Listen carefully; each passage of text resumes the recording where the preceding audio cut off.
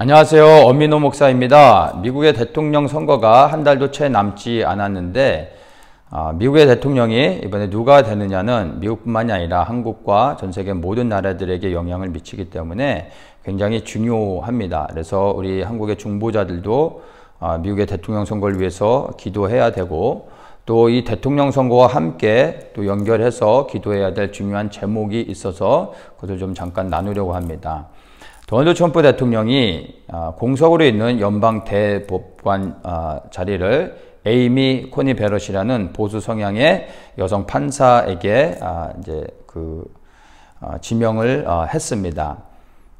그래서 이번에 이 에이미 코니 베럿이 연방 대법관이 되면 보수가 6명, 진보가 3명.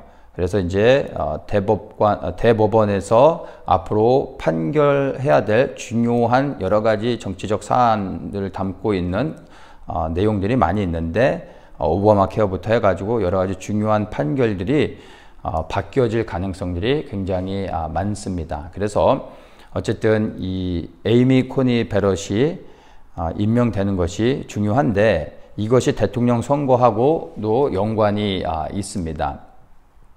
지금 현재 도널드 트럼프 대통령이 선거와 관련해서 가장 우려하고 있는 게 이제 부정선거입니다. 그리고 실제로 미국 내 지금 현재 부정선거가 이렇게 진행되고 있다는 것을 포착했고, 그리고 중국을 향해서 미국 선거에 개입하지 말라고 공식적으로 경고까지 했습니다. 그 말은 중국이 실질적으로 미국 선거에 개입하고 있다라는 겁니다. 이 미국 선거에 개입하고 있는 방식이 뭐냐 하면은 우편 투표입니다. 얼마 전에 도널드 트럼프 대통령에게 투표한 투표 용지들이 쓰레기통에 버려진 것을 발견해서 연방수사국에서 이제 조사를 하고 있습니다.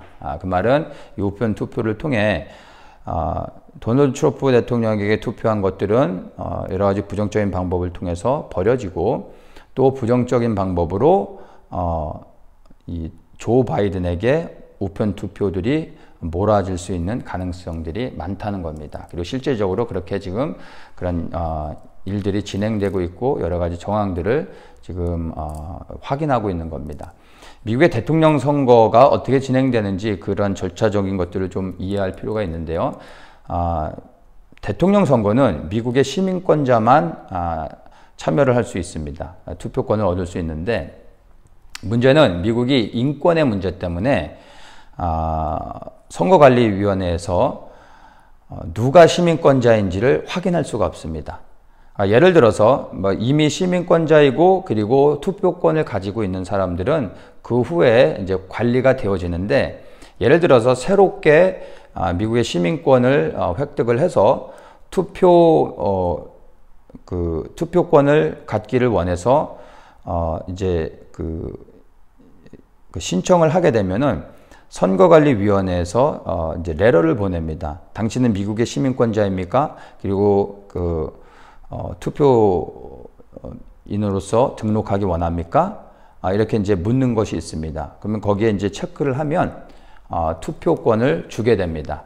물론 이제 거기에서 이제 경고를 하는 것이, 미국의 시민권자가 아닌데 시민권자라고 속이고 투표를 행사했을 때 거기에 따르는 불이익을 받게 될 것이라고 이제 분명하게 경고를 합니다. 예를 들어서 영주권자가 시민권자라고 속이고 투표를 대통령 선거에 이제 투표를 하게 되면은 나중에 그것이 밝혀지게 되면 영주권을 박탈당하고 추방을 당합니다. 그래서 정상적으로는 당연히 시민권자가 아니면 투표를 하지 않겠죠. 그런데 시민권자를 미국의 선거관리위원회에서 정확하게 분류할 수를 구분해내지를 못하기 때문에 이러한 약점을 부정선거로 이렇게 이용할 수 있는 겁니다. 그래서 예전부터 미국에서는 항상 부정선거에 대한 이제 문제들이 계속 있었습니다. 항상 선거 때마다. 그것이 이제 주로 우편 투표를 통해서 이루어집니다.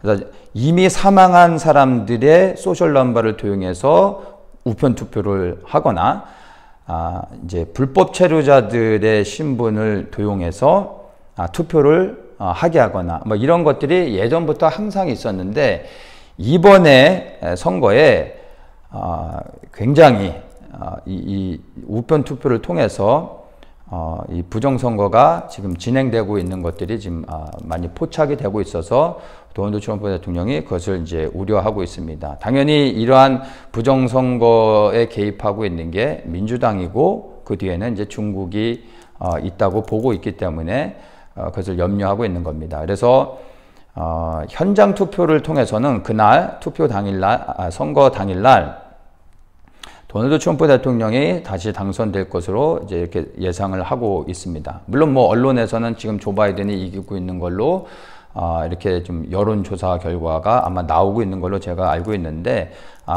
이제 이해를 하셔야 되는 게 4년 전에 그 언론들이 지금 전혀 변하지 않고 똑같이 그렇게 하고 있다고 이해를 하시면 됩니다.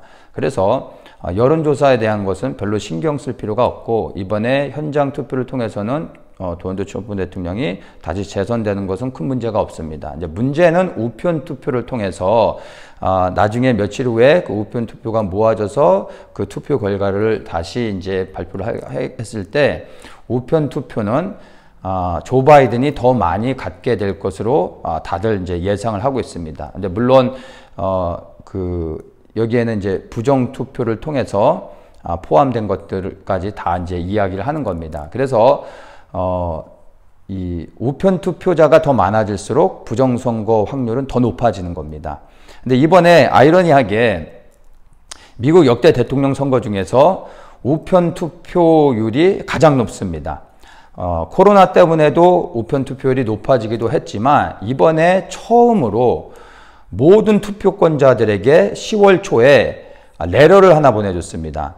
현장 투표를 하실 겁니까? 아니면 우편 투표를 하실 겁니까? 라는 질문을 하는 레터가 보내졌습니다. 그 레터에다 내가 체크를 해서 난 우편 투표를 하겠다라고 체크하고 보내면 선거관리위원회에서 이제 우편 투표 용지를 보내줍니다. 그럼 그것으로 투표를 해가지고 이제 다시 또 메일로 발송하면 되는 겁니다. 근데 예전에는 예전부터도 우편 투표는 있었지만 모든 투표권자들에게 이런 질문을 하는 레터를 보낸 적이 없었습니다. 이제 이번이 처음입니다. 모든 투표권자들에게 우편 투표를 할 것인지를 묻는 겁니다. 그 말은 곧 우편 투표를 권유하는 겁니다. 장려하는 거죠. 그래서 우편 투표자가 많아질수록 부정선거를 일으킬 수 있는 가능성들이 더 많고 더 용이하기 때문에 이렇게 하고 있는 겁니다. 캘리포니아에는 이렇게 그냥 이제 우편 투표를 할 것이냐라는 이제 용지만을 보내주는데 어떤 주들은 아예 묻지도 않고 그냥 모든 투표권자들에게 우편 투표 용지를 보내주는 곳도 있습니다. 그래서 그걸 가지고 우편 투표를 할 수도 있고 아니면 현장에 가서 할 수도 있는 겁니다. 그래서 지금 이러한 방식이 미국 역대 대통령 그 선거에서 처음으로 실행이 되고 있고 그리고 가장 많은 우편 투표가 진행이 될 예상입니다. 그러면 선거 당일날에는 도널드 트럼프 대통령이 승리할 것을 예상하지만 우편 투표까지 포함이 됐을 때 선거 결과가 번복될 가능성이 높습니다. 충분한 가능성이 있습니다. 그래서 지금 도널드 트럼프 대통령도 그렇고 조 바이든도 그렇고 선거 결과에 승복하지 않겠다라고 공식적으로도 말하고 있는 겁니다. 근데 만약에 이렇게 해서 양쪽 다 선거의 결과에 대해서 불복하게 되면은 이것을 최종적으로 판결할 수 있는 기관이 연방대법원입니다. 이 연방대법원에서 최종적으로 판결하게 되면은 거기에 대해서는 이제 승복을 해야 되는 겁니다. 근데 이 연방대법원에서 이것을 판결하기 위해서는 9명의 대법관이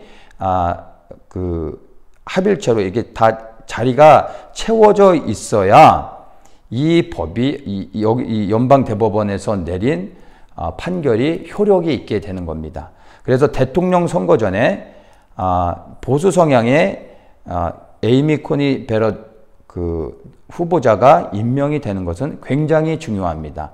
6명의 보수 성향의 대법관이 이제 자리를 차지하게 되면은 선거 결과에 대해서 도널드 트럼프 대통령에게 유리한 판결 결과를 이제 주게 될 거라고 예측을 해볼 수가 있습니다. 그래서 단순히 이것은 한 명의 대법관을, 보수적인 성향의 대법관을 세우는 그러한 문제가 아니라 이것은 대통령 선거하고도 깊은 연관이 있다라는 것을 이제 염두에 두고 이제 미국의 대통령을 위해서 기도하실 때 이 에이미 코니 베럿이 임명이 될 수 있도록 위해서도 기도해 주셔야 됩니다. 최근에 제가 이제 하나 좀 새롭게 알게 된 것은 지금 민주당에서는 이 보수 성향의 대법관이 이제 6명이 될 것을 예상을 하고 막을 수 없기 때문에 지금 이제 새롭게 지금 추진하려고 하는 것이 9명의 연방 대법관이 지금 현재는 이런 시스템으로 가고 있는데 연방 대법관의 수를 몇십 명으로 지금 늘리려고 하는 그러한 완전히 사법부 시스템을 바꾸려고 하는 그러한 움직임들을 보이고 있습니다. 그 말은 예를 들어서 이제 축구 경기를 하면 부심이 1명이고 주심이 2명입니다. 그리고 대기심이 1명. 그래서 실제로 그 필드에서 심판을 보는 사람들은 3명입니다. 그런데 이 심판의 수를 한 15명으로 늘리려고 하는 겁니다.